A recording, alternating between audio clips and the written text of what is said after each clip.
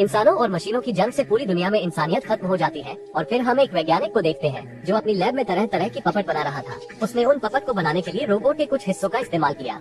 फिर उसने उन पपट को एक तार से बांध कर लटका दिया और फिर वो उस पपट को एक मशीन से जोड़ देता है और वो मशीन चलने लगती है। लेकिन तभी तार पर लटका पपट नीचे गिर जाता है और पपट अचानक इंसान की तरह चलने लगता है। और ये देखकर वो पपट दंग रह जाता है और वो देखता है कि एक वैज्ञानिक फर्श पर पड़ा है और पपट बचने के लिए खिड़की से बाहर कूदने की सोचता है, लेकिन वो कूद नहीं सकता क्योंकि वहाँ की जमीन पूरी तरह नष्ट हो गई।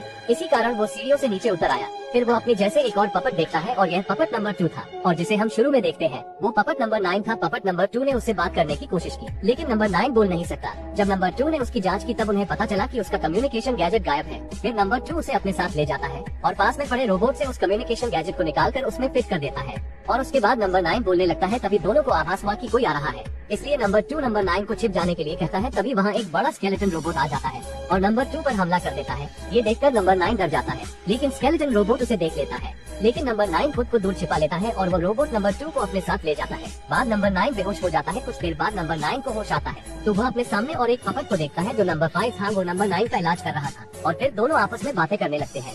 लेकिन तभी उन पपट का सरदार वहाँ आ जाता है और नंबर 5 पर काफी गुस्सा था क्योंकि वो सिर्फ नंबर 9 को बचाने के लिए निकला था। फिर सरदार ने उसे डांटा और कहा कि बाहर बहुत सारे खतरनाक रोबोट हैं। फिर नंबर 5 ने उसे स्केलेटन रोबोट के बारे में बताया। तब सरदार उन दोनों को अपने साथ ले जाता है जहाँ वो नंबर 9 से कहता है कि कुछ साल पहले इंसानों और रोबोट्स के बीच युद्ध हुआ था और इसी वजह से पूरी जगह बर्बाद हो गई। अंत में सारे मनुष्य और रोबोट मारे गए। युद्ध के बाद केवल एक रोबोट जीवित बचा जो स्केलेटन रोबोट था। उसके बाद उन्होंने नंबर 9 को एक चार्ट दिखाया जहाँ कुछ नंबर के ऊपर क्रॉस का निशान बना हुआ था। दरअसल चार्ट पर दिखाए गए नंबर अंक नहीं थे बल्कि पपट के नाम थे और जो स्केलेटन रोबोट द्वारा मारे गए थे। सरदार उनके नाम पर एक क्रॉस लगाता है। वो नंबर 2 पर क्रॉस लगाता है क्योंकि स्केलेटन रोबोट उसे ले गया। लेकिन नंबर 9 सरदार को समझाने की कोशिश करता है कि उनके पास कोई सबूत नहीं है कि नंबर 2 मर चुका है और इसलिए उन्हें उसे बचाने के लिए जाना चाहिए। ये सुनने के बाद नंबर 5 उसे वॉच टावर ले आता है जहाँ उन्हें स्केलेटन रोबोट की फैक्ट्री दिखती है और उन्होंने नंबर 2 को बचाने की योजना के बारे में सोचते हैं। और फिर वे दोनों स्केलेटन रोबोट की फैक्ट्री में पहुँचे जहाँ उन्होंने नंबर 2 को फंसा हुआ देखा। वो दोनों नंबर 2 से बात करने लगे। तभी स्केलेटन रोबोट वहाँ आ पहुँचा और उसने उन पर हमला कर दिया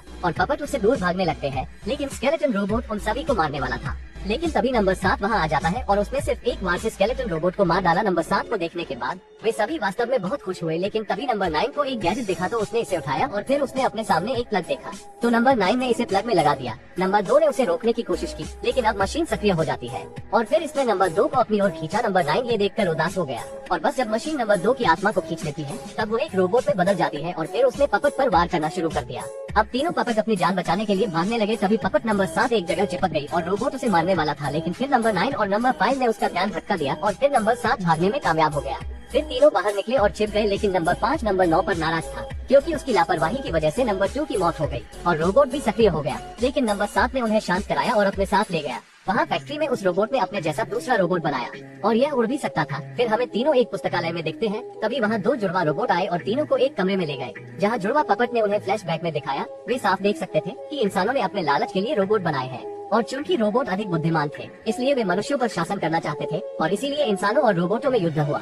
ये देखने के बाद नंबर 9 पूरी तरह से चौंक गया और फिर उसने एक चित्र बनाया और उसे देखने के बाद नंबर 5 ने कहा कि उसका एक दोस्त भी उसकी तरह ही ड्राइंग बनाता है और उन्होंने ड्राइंग के साथ कुछ संबंध के बारे में सोचा। लेकिन वे अब सरदार के पास वापस नहीं जा सकते थे क्योंकि वे उस जगह पर गए थे जहाँ रोबोट रहते थे और सरदार ने कभी इसकी इजाजत नहीं दी। लेकिन फिर नंबर 9 ने कहा कि उन्हें सरदार के पास वापस जाना चाहिए ताकि वे स्केलेटन रोबोट के साथ ड्राइंग के संबंध का पता लगा सके। फिर वे सरदार के पास वापस जाते हैं जहां उसके बॉडीगार्ड ने उन्हें पकड़ लिया और फिर सरदार ने उन्हें खूब डांटा और नंबर 9 को दोषी ठहराया और कहा कि जिस दिन से वह आया है तब से पपट को खतरा हो रहा है। लेकिन तभी पपट नंबर 6 वहाँ आ जाता है जिसके हाथ में वही ड्राइंग थी जिसको नंबर 9 ने बनाया था। बस वे ड्राइंग देख रहे थे तभी बॉडीगार्ड उनका सामान छीन कर फेंक देता है। तभी वहाँ वो उड़ने वाला रोबोट आ जाता है और बॉडीगार्ड उसका सामना करता है। लेकिन रोबोट काफी रूप से शक्तिशाली था इसलिए पपट को अपनी जान बचाने के लिए भागना पड़ा। लेकिन उड़ने वाले रोबोट ने उनका पीछा किया। बाद में पपट ने किसी तरह उस रोबोट को मार डाला।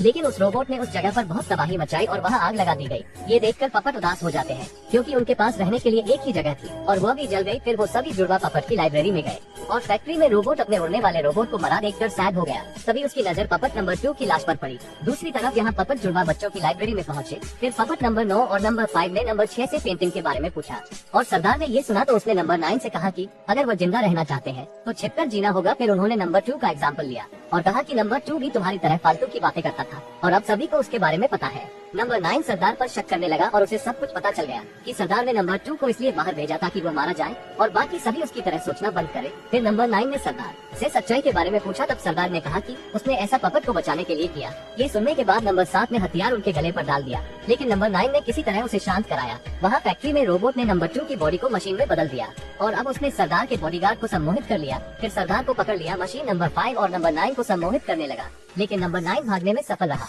और उसने सरदार को आजाद कर दिया। तभी नंबर 7 आया और उस मशीन से लड़ने लगा, लेकिन वो मशीन नंबर 7 को अपने साथ ले गई और उनके जाने के बाद सरदार को होश आ गया और फिर उसने पपट्स को सुरक्षित स्थान पर जाने के लिए कहा। लेकिन नंबर 9 अपने दोस्तों के बिना नहीं जाना चाहता था, इसलिए उन्होंने सरदार से कहा कि जाने के बजाय उन्हें अपने दोस्तों को बचाने जाना चाहिए। वहाँ नंबर 2 की लाश पड़ी थी। पपट ने उसके शरीर को आदर सहित विदा किया और फिर वो उस रोबोट की फैक्ट्री के अंदर घुस गए, जहाँ नंबर 9 ने कहा कि वो नंबर 7 को बचाने के लिए अंदर जाएगा और अगर वो वापस न आए तो वो इस पूरी फैक्ट्री को ब्लास्ट कर दे।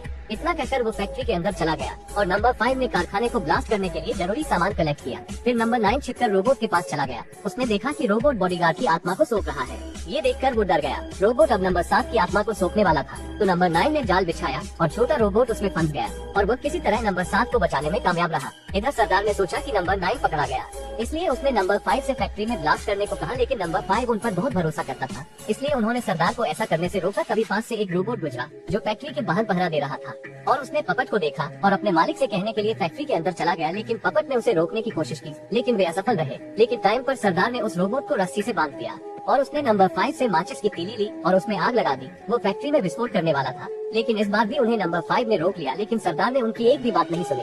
लेकिन तभी नंबर 9 और नंबर 7 निकले, इसलिए नंबर 5 ने बम में आग लगा दी और उसे फैक्ट्री के अंदर फेंक दिया और इससे बड़ा धमाका हुआ और फैक्ट्री में आग लग गई। और ये देखकर पपट सचमुच बहुत खुश हुए। लेकिन तभी नंबर 5 की नजर फैक्ट्री पर पड़ी और उसे पता चला कि रोबोट ब्लास्ट से बच गया और यह उनकी ओर बढ़ रहा था, इसलिए वो दौड़ा दौड़ा अपने दोस्तों को खबर देने के लिए उनके पास गया। लेकिन रोबोट घायल हो गया था और उसे आत्मा को सौंपने की जरूरत थी ताकि वो ठीक हो सके, इसलिए उसने पपट नंबर 5 को पकड़ा और आत्मा को सौंपने की कोशिश की। ये देखकर कठपुतलियां डर गईं और अपनी जान बचाने के लिए भागने लगे। भागते भागते वे टूटे पुल पर जाने लगते हैं और रोबोट ने भी उनका पीछा करने की कोशिश की, लेकिन वजन के कारण पुल टूट गया और रोबोट पुल में फंस गया। लेकिन पुल टूटने से पहले उसने एक और पपट पकड़ ली और उसने उसे मार डाला। फिर नंबर 9 उस वैज्ञानिक की लैब के अंदर पहुंचा जहां उसे बनाया गया था।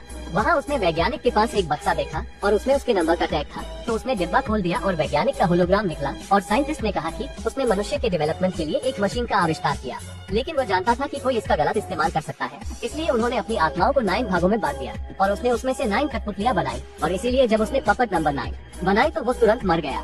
तब होलोग्राम ने रोबोट के मुख्य शक्ति स्रोत के बारे में बताया, जो एक गैजेट था और इसकी मदद से पपट रोबोट्स को रोक सकते थे। ये जानने के बाद 9 अपने दोस्तों के पास ये कहने गया, लेकिन किसी ने उस पर विश्वास नहीं किया, इसलिए वो सीधे रोबोट के पास गया और रोबोट उसकी आत्मा को आत्मसात करने लगा। लेकिन तभी सरदार ने नंबर 9 को धक्का दे दिया और उसके बदले अपनी जान दे दी। लेकिन बीच में नंबर 9 ने रोबोट का मुख्य शक्ति स्रोत ले लिया और उसने गैजेट को ऑपरेट किया, फिर उसे उसकी ओर किया। इससे एक विस्फोट हुआ जिससे उस रोबोट की मौत हो गई। फिर जो आत्माएं उसने खींची थी वे एक एक करके बाहर निकली और उन्हें देखने के बाद सभी खुश हो गए। फिर आत्माएं आकाश में चली गयी और बादल गरजे, फिर बारिश होने लगी और उसकी बूंदों में जीवन समाया हुआ था। मतलब अब इंसान और दूसरे जानवर जन्म ले सकते थे और मूवी की यहीं पर ही हैप्पी एंडिंग हो जाती है। दोस्तों यहाँ तक आ ही गए हो तो वीडियो को एक लाइक जरूर करें और भी ऐसी ही मूवी एक्सप्लेन वीडियो देखने के लिए चैनल को भी जरूर सब्सक्राइब करें। हम मिलेंगे आपसे बहुत ही जल्द ऐसी ही धमाकेदार वीडियो में, तब तक के लिए गुड बाय।